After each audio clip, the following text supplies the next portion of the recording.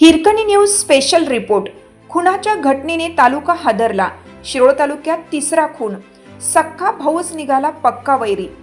गेल्या 15 दिवसात शिरोळ तालुक्यात 3 घटना घडल्या आहेत। शिरोळ कनवाड घालवाड रस्त्यावरील वीटभट्टीजवळ वीटभट्टी मजुराचा राजू कोलप धारदार शस्त्रानं खून झाला होता। त्याचबरोबर हारोली येथील बेघर वसाहतीतील विजय मुगल खुडे याच्यावर धारदार शस्त्रानं हल्ला करण्यात आला होता। यामध्ये त्याचा मृत्यू झाला। यानंतर शिरोळ तालुक्यातील तमदलगे येथील सांगली कोल्हापूर महामार्गावरील बसवण्णा खिंडीजवळ कोल्हापूर पोलीस गोळीबार मैदानाकडे जाणाऱ्या रोड नजीक निमशिरगाव तालुका शिरोळ येथील अविनाश उर्फ दीपक ओमगुंडा पाटील यांचा खून झाल्याचे मंगळवारी सकाळी उघडकीस आले। या खुनाच्या घटनेने तमदलगेसह निमशिरगाव परिसरात भीतीचे वातावरण निर्माण झाले आहे। शिरोळ तालुक्यामध्ये 15 दिवसात 3 खुनाच्या घटना घडल्यामुळे शिरोळ तालुक्यामध्ये भीतीचं वातावरण निर्माण झालं आहे।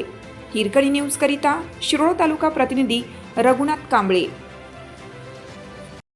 चालू घडामोडींचे अपडेट्स जाणून घेण्यासाठी आपल्या हिरकणी न्यूज चॅनलला सबस्क्राईब जरूर करा, लाईक करा, कमेंट करा आणि शेअर करा।